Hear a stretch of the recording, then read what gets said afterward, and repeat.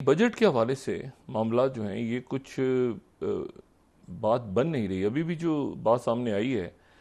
तो वो ये है कि आईएमएफ ने पाकिस्तान को अपने बैरूनी असासे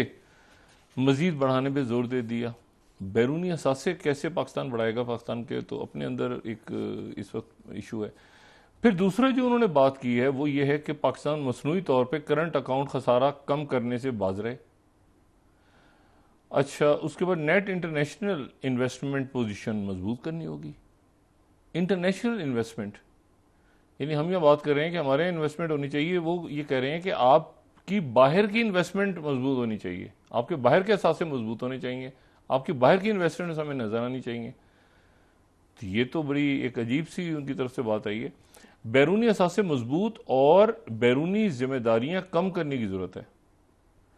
पाकिस्तान के करंट अकाउंट में अदम तवाज़ुन का खतरा बढ़ रहा है और शरह मुबादला की नाकाफ़ी लचक की वजह से करंट अकाउंट में अदम तवाज़ुन है। मजमूई कर्ज की अदायगियाँ बड़ी जिम्मेदारी हैं। दरामदी पाबंदियों के लिए इजाफी पॉलिसी एडजस्टमेंट की ज़रूरत पड़ सकती है। अच्छा, जो है वो फिर उन्होंने आगे बताइए सरमायाकारी कितनी है, ये कितना है, वो कितना है, वो सारा बताया। और उसमें जो इशू है वो ये है कि जो बजट है, जो आज स्टोरी भी है शहबाज राना साहब की, वो ये है कि पाकिस्तान का जो बजट है वो बजट जितना पेश होना था उससे वो 1/4 ज़्यादा बड़ा बजट पेश हो रहा है। और उसकी वजह यह कि उसमें 9,700 अरब की रिकॉर्ड सूद अदायगियाँ भी शामिल कर दी गई हैं। अच्छा, यहाँ पर ये एक बात जो है ना वो उसके लिए मैंने 2-4 लोगों से बात की जो हुकूमत में हैं इस अरेंजमेंट में, लेकिन उनके पास कोई जवाब नहीं था। मैंने उनसे सिर्फ इतना कहा कि ये जो ये सारे मामला हमारे आईएमएफ के साथ हो रहे हैं और वो वहाँ पे वापस जाएंगे, फिर उसके बाद हमने बजट भी लाना है, उसके बाद एक लॉन्ग टर्म उनके साथ एक मनसूब वो जो प्लान हो रहा है सारा। लेकिन मेरा उनसे ये कहना था कि ये मई के आखिर में क्यों हो रहा है? मतलब बजट जो है, या शहबाज शरीफ साहब ने जैसे चाइना जाना है और उन्होंने कहना है कि जी उसको आप नजरसानी करें, उसको यानी बजाय इसके कि वो इतने सालों में अदा हो, वो जो अदायगियाँ हैं वापस जो जिसमें आईपीपीस कर्जे में तो आईपीपीस का ज़्यादा है, तो उसको आप तो वो जून में कैसे, तो फिर बजट कब आएगा? यानी अगर 4 से 7 जून तक वो वहाँ का दौरा करेंगे और इस दौरान आईएमएफ जो है, क्योंकि मेरा तो ख्याल ये है कि मई के अंदर अमूमन ये बजट वगैरह सारा तैयार हो जाता है, सारा बजट कितना कैसे सब सारा तैयार छपी होती हैं कॉपियाँ शॉपियाँ, बल्कि वो प्री बजट सेमिनार्स वगैरह शुरू हो जाते हैं मई के अंदर और जून में बजट आ जाता है पहले हफ्ते में। लेकिन ये कि अगर जून तक वो हमें पता ही नहीं है कि भाई कहाँ से कितनी हमने अदायगियाँ करनी है, क्या वो इसको डिले करेंगे, चाइना इसको मानेगा आईपीपीस के ऊपर या नहीं मानेगा या क्या सारा, तो फिर हमारा अगले साल का बजट कैसे बनेगा? और आईएमएफ जो है उसके साथ हमें लॉन्ग टर्म जो है वो मंसूबों में जाना है। तो ये, और दूसरी तरफ ये कि बिजली और गैस, और आप देखें कि जो हीट स्ट्रोक के साथ साथ और गर्मी शदीद पड़ने जा रही है अगले 2 महीनों में, तो ये हुकूमत जो है वो ये अरेंजमेंट जो है ना, ये या तो ये है कि दिल नहीं है काम करने का, या ये कि कुछ बस हैं तो हैं, बस मतलब होता है ना, मतलब ये। अच्छा, इसमें उनकी गलती भी नहीं है, मैं औरंगजेब साहब की इसमें गलती बिल्कुल भी नहीं कहूँगा, क्योंकि ये सारा का सारा तो मलबा आके गिरा है ना, और वो ज़ाहिर है निगोशिएट कर रहे होंगे आईएमएफ के साथ, लेकिन आईएमएफ जो है उनकी तरफ से ये कहना कि जी पाकिस्तान को अपने बैरूनी असास से ज़्यादा और फॉरेन इन्वेस्टमेंट ज़्यादा करनी होगी पाकिस्तान को, तो वो ये एक बड़ी अजीब सी बात है कि पाकिस्तान कितने बिलियन डॉलर की इन्वेस्टमेंट कहाँ करेगा इस वक्त, मतलब किस मुल्क में? क्योंकि वही कहते हैं कि जी आप की जो बाहर की इन्वेस्टमेंट है वो भी हमें नज़र आनी चाहिए। ये एक नई बात मैंने सुनी है आईएमएफ की तरफ से, इससे पहले तो नहीं सुनी कि यानी बाहर पाकिस्तान की इंटरनेशनल इन्वेस्टमेंट आपको ज़्यादा नज़र आनी चाहिए और बैरूनी असास से मजबूत और जिम्मेदारियाँ कम करने की ज़रूरत है। तो ये अब इसको कैसे पूरा करेंगे, तो ये एक है इशू जो अब मेरे ख्याल से इनको देखना है। और ये दिन असल में थोड़े से जो है ना, ये भी मेरे लिए हैरान कुन बात है कि ये 23 मई को अगर वापस जाते हैं आईएमएफ वाले, उनकी जो टीम है वापस जाती है और फिर उसके बाद एक मुआहदा होता है और फिर उसके बाद वो अगले जो मुआहदा लॉन्ग टर्म कैसे करेंगे आप, तो वो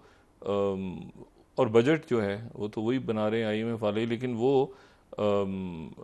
आपके जो नंबर्स थे उनसे भी मुतमईन नहीं हुए। तो ये दिन थोड़े से मई के आखिरी में और जून के शुरू में ही हो रहा है सारा। जो मैंने आपसे कहा ना, अमूमन जून में हम सबको पता है कि बजट आ जाता है शुरू में। तो देखें बहरहाल ये किस तरह से मईशत का जो मसला ये तो बड़ा अहम है, इससे किस तरह से हम निबरत आजमा होते हैं। दूसरी जो बात है वो ये कि जो इंतज़ार है एक ख़बर का, बड़ी ख़बर का इंतज़ार है, वो ख़बर जो है वो आनी है तल अवीव से। और वो तल अवीव से इसलिए आनी है कि जो अमेरिकन नेशनल सिक्योरिटी एडवाइज़र हैं जैक सुलिवन, वो सऊदी अरेबिया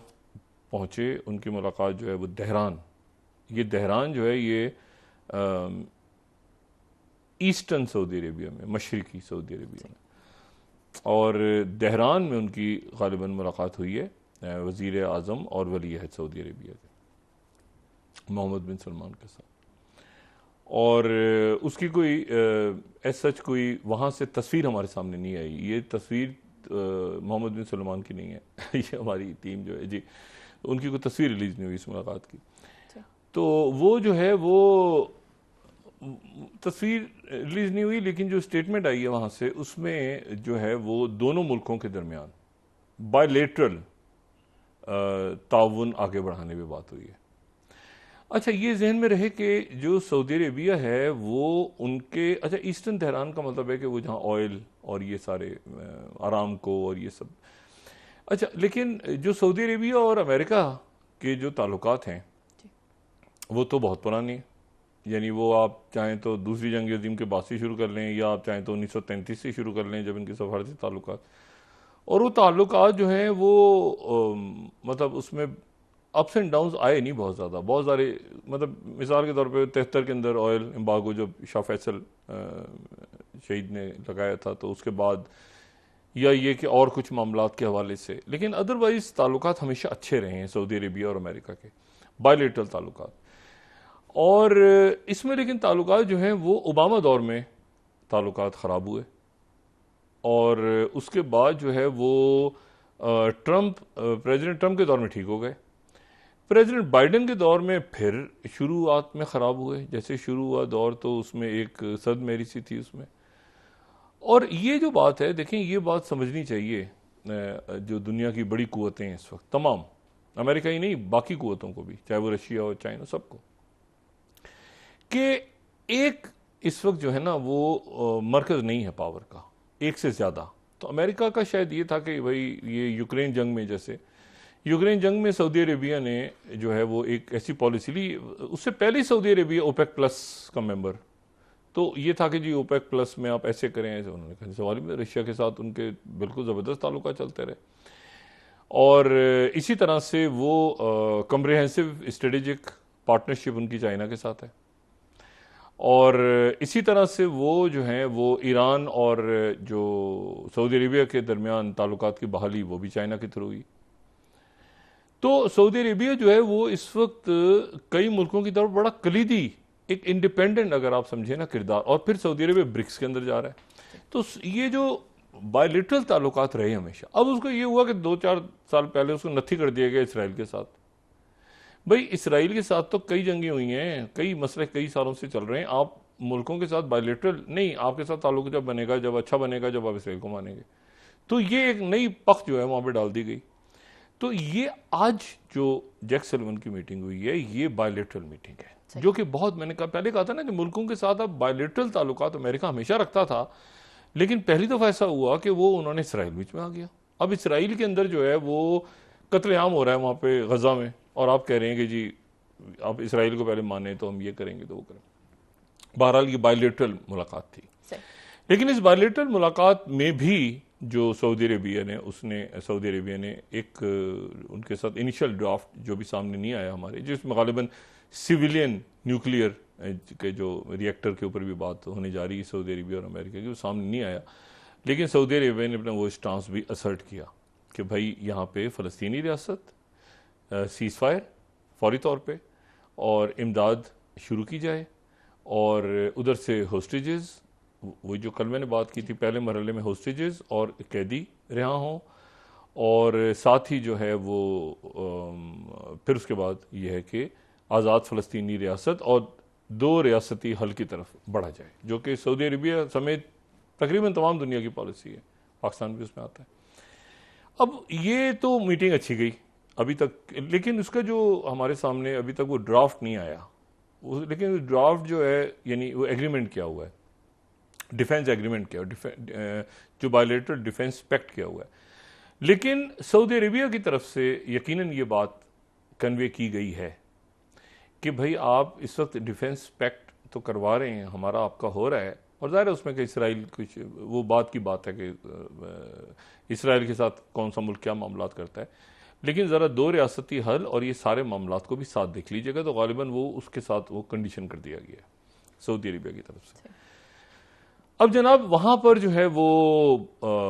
जो अच्छा सेक्रेटरी ब्लिंकन जो हैं अभी जब आए थे तो 6 मुल्कों के जो यहाँ पे वज़रा ख़ारजा थे उनसे मुलाकात की थी।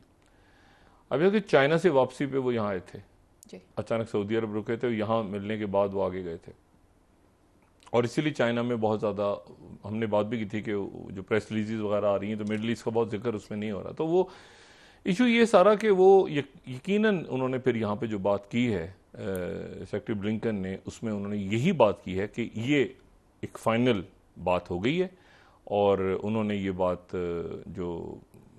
मिस्र के और उर्दन के और बाकी ममालिक के जो वज़राए ख़ारजा थे उन सबसे शेयर की कि भाई ये फाइनल चीज़ हो गई है और मुआहदा इस तरह से होगा, और उसमें पहले फ़लस्तीनी अथॉरिटी जाएगी, फ़लस्तीनी अथॉरिटी जाएगी, हमास निज़ाम होगी। ये तकरीबन वही बात है जो पहले थी, उसमें थोड़ा सा ऊपर नीचे के पहले सीज़ फायर और साथ ही फिर उसके बाद जो है वो इनखला होगा मुकम्मल, और फिर ये डिज़ोल्व हो जाएगी जो फ़लस्तीनी अथॉरिटी है, और फिर उसके बाद एक टेक्नोक्रेटिक सेटअप आ जाएगा जिसमें फ़लस्तीनी अथॉरिटी भी होगी और जिसको सारे फैक्शंस तस्लीम करेंगे, हमास भी और बाकी भी, और हमास निज़ाम हो जाएगी। हमास तो ज़ाहिर है कि मुसल्ला इसीलिए हुई है कि ये जो ओस्लो अकॉर्ड वगैरह पे अमल नहीं हुआ, तो ये सारी बात हो गई। अच्छा, अब इसको लेके वो जनाब जैक सुलिवन, जो मैंने आपसे कहा ना कि आखिरी कोशिश, क्योंकि इसके बाद फिर क्या होगा वही वाली बात कि अभी तक सब अपनी जगह रुके हुए हैं, सारे ममालिक अपनी जगह रुके हुए हैं कि भाई यहाँ पे क्या होता है, व्हाट नेक्स्ट, और जियो पॉलिटिक्स वही गजा से ही अगली निकलेगी, जहाँ पे यानी आज की तारीख, आज की 2024 के का दरमियान आ गया, और पिछले साल अक्टूबर से वहाँ पे कत्लेआम जारी है, जब से हमास के लोग, हमास ने अटैक किया और वहाँ लोग दे गए, तब से वो एक मुसलसल, और ये चल रहा है मई का इख्तिताम हो रहा है। तो आप ज़रा अरसा काउंट करें, और हर रोज़ वहाँ से आज भी वहाँ पे जुबलिया का जो इलाका है जो सेंट्रल गजा है, वहाँ पे एक स्ट्राइक की है इसराइल ने, और वहाँ पे कैंप में जो है वो मेरा ख्याल से कैंप क्या वो एक खंडराती हैं, तो वहाँ पर फिर वो खबरें आ रही हैं कि 21 या 22 लोग वहाँ और शहीद हो गए और दबी हुई हैं लाशें। अब तो बिल्कुल वहाँ पर यानी ना मीडिया भी नहीं है, बाकी भी। अच्छा, अब इशू ये है सारा, तो ये अब जैक सुलिवन वहाँ पे मौजूद हैं, और वो नेतन्याहू से भी उनकी मुलाकात हो रही है, और रात को उनकी सदर से भी मुलाकात होगी इसराइल की, और इसके बाद हम तवक्को करते हैं कि वहाँ से कोई ना कोई ऐलान होगा, क्योंकि जैक सुलिवन का ऐसे जाना बनता नहीं है, क्योंकि ये प्लान जब डिस्कस किया है आखिर में, अब देखें वही वाली बात है, एक तो ये है कि बहुत ज़्यादा एक आप समझें कि क्रेडिबिलिटी ख़राब हो गई है, कोई किसी की बात सुन नहीं रहा, यानी लिखा हुआ मुआहदा भी नहीं माना जा रहा। हालांकि CIA के चीफ यहाँ पर आए, बहुत दिन स्टे किया उन्होंने, और वो इन्वॉल्व रहे कि किसी तरह मुआहदा हो जाए, लेकिन नेतन्याहू मतलब एक अजीब सी पोजीशन पैदा हो गई कि भाई नेतन्याहू को क्या करें, और प्रेसिडेंट बाइडन तो दोनों तरफ से जद में आए हुए हैं ना, उधर से इसराइली लॉबी पीछे लगी हुई है कि अच्छा आप मुआहदा कर रहे हैं, सीज़ फायर का मुआहदा, और उधर से मुसलमान मुजाहरा कर रहे हैं, तो वो दोनों तरफ से इस वक्त बीच में पिसे हुए हैं कहीं।